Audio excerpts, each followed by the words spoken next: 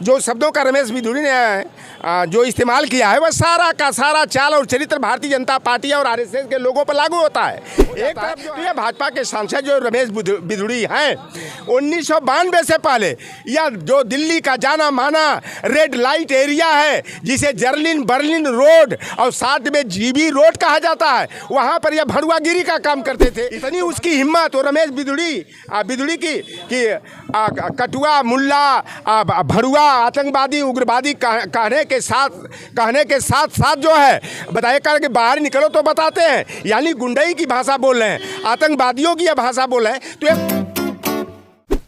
आपके नेता राहुल गांधी भी उनसे मिले। सबसे पहले हम बात करेंगे जो सांसद महोदय थे, उन्होंने बसपा सांसद के खिलाफ ऐसी टिप्पणी की, वो भी संसद में नया संसद था, मोदी जी बोल रहे थे कि नया संसद है, नए तरीके से चलेगा देश। देखिए, एक तरफ देश के प्रधानमंत्री, मैं तो कहता हूँ Narendra Modi is an international liar और देश विक्रेता, देशद्रोही, असली जो शब्दों का रमेश बिधूड़ी ने जो इस्तेमाल किया है वह सारा का सारा चाल और चरित्र भारतीय जनता पार्टी और आरएसएस के लोगों पर लागू होता है। एक तरफ जो है बड़े बड़े दावे कर रहे थे देश के प्रधानमंत्री कि जो मैंने ऐतिहासिक कार्य किया है, महिला आरक्षण बिल को पारित करा करके, यह बहुत बिरला लोगों को यह अवसर मिलता है। और दूसरी तरफ उन्हीं की पार्टी का सांसद जो दिल्ली का इलीट एरिया माना जाता है, दक्षिणी दिल्ली, वहाँ का भारतीय जनता पार्टी का सांसद, अमरोहा के बसपा सांसद दानिश अली को जो है कि मुल्ला, कटुआ, भड़ुआ, आतंकवादी, उग्रवादी, इस तरह का जो भाषा का प्रयोग कर रहे हैं, इस तरह का भाषा का प्रयोग जो होता है ना, एक गली गुच्छों में टपोरियों के द्वारा, मऊवालियों के द्वारा किया जाता था। कूड़ा करकट बीनने वालों की यह भाषा रही है, लेकिन यह रमेश बिधूड़ी का भी दोष नहीं है। कहा जाता है ना कि व्यक्ति जैसे परिवेश में पलता है उसी परिवेश में वह ढल जाता है। अगर देखिए कुत्ते के बच्चे को अगर शेर के झुंड में छोड़ देंगे तो वह शेर के स्वभाव का हो जाता है, और शेर के बच्चे को जो है अगर कुत्ता के और गीदड़ के झुंड में छोड़ देंगे तो वह कुत्ता और गीदड़ के स्वभाव का हो जाता है। तो यह भाजपा के सांसद जो रमेश बिधूड़ी हैं 1992 से पहले यह जो दिल्ली का जाना माना रेड लाइट एरिया है जिसे जर्लिन बर्लिन रोड और साथ में जीबी रोड कहा जाता है, वहाँ पर यह भड़ुआगिरी का काम करते थे। तो भड़ुआगिरी का काम करके वह सांसद हो जाए, चाहे मंत्री बन जाए, चाहे जितना भी क्यों न ऊंचाइयों पर चले जाए, लेकिन उस व्यक्ति का स्वभाव जहाँ पर जिस परिवेश में वह पला है वही उसी स्वभाव वह जल्दी उससे छूटता नहीं है। और यह हिंदू मुसलमान का यह केवल मुद्दा नहीं है।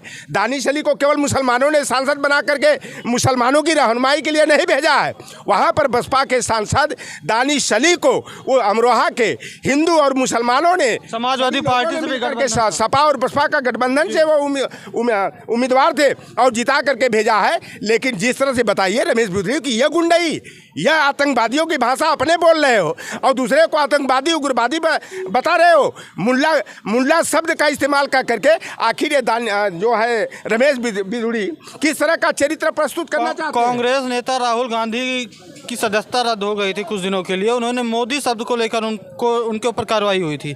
देखिए बात है 2019 के लोकसभा चुनाव का, उन्होंने कोलार की एक सभा में जननायक राहुल गांधी जी ने यही कहा था जनता से कि जितने चोर हैं उनका उपनाम मोदी क्यों। उन्होंने लेकिन भारतीय जनता पार्टी वाले ने कहा कि मोदी जाति का जो है पिछड़ी जाति का बहुत बड़ा अपमान किए। अरे भाई, गुजरात तो छोड़ो, देश के किसी भी प्रदेश में मोदी नाम की जाति किसी सूची में सूचीबद्ध ही नहीं है, लेकिन ये भारतीय जनता पार्टी गोदी मीडिया के माध्यम से मोदी को पिछड़ी जाति घोषित करके जो है यह बखेड़ा खड़ा करने का प्रयास किया।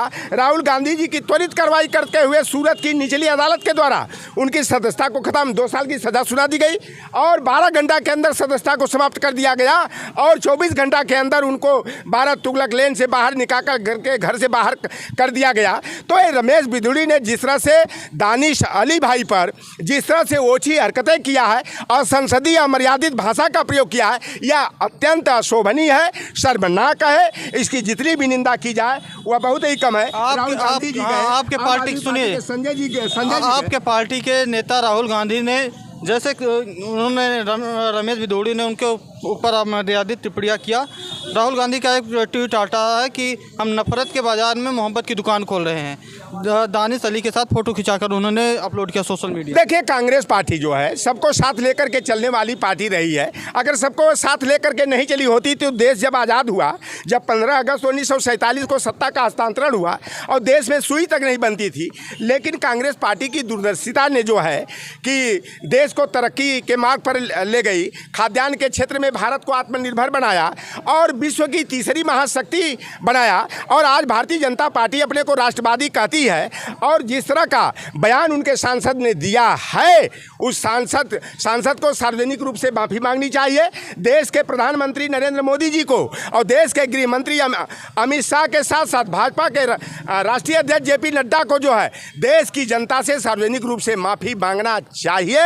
और रमेश बिधूड़ी पर ऐसी संवैधानिक कार्रवाई हो कि रमेश बिधूड़ी कभी जीवन भर जो है कि यह चुनाव नहीं लड़ पाए, इनको आजीवन जो है चुनाव लड़ने के अयोग्य करार दिया जाना चाहिए। और इनका बयान की जितना निंदा किया जाए वह बहुत ही कम रहेगा। देखे होंगे कि मणिपुर की जब मुद्दे पर जब चर्चा चल रही थी और आम आदमी पार्टी के वो चड्ढा साहब जो सांसद हैं और राघव चड्ढा जी और संजय सिंह को जो है संसद से बाहर कर दिया गया, उनको निलंबित कर दिया गया था। लेकिन भारतीय जनता पार्टी के सांसदों के बोल आए दिन बिगड़ जाते हैं, लेकिन भारतीय जनता पार्टी जो है कि उन पर कोई कार्रवाई नहीं करती। आप बताइए कि एक सांसद को इतनी उसकी हिम्मत और रमेश बिधूड़ी की कटुआ, मुल्ला, भरुआ, आतंकवादी, उग्रवादी कहने के साथ जो है बताइए करके बाहर निकलो तो बताते हैं, यानी गुंडई की भाषा बोल रहे हैं, आतंकवादियों की यह भाषा बोल रहे हैं। तो यह भारतीय जनता पार्टी जो है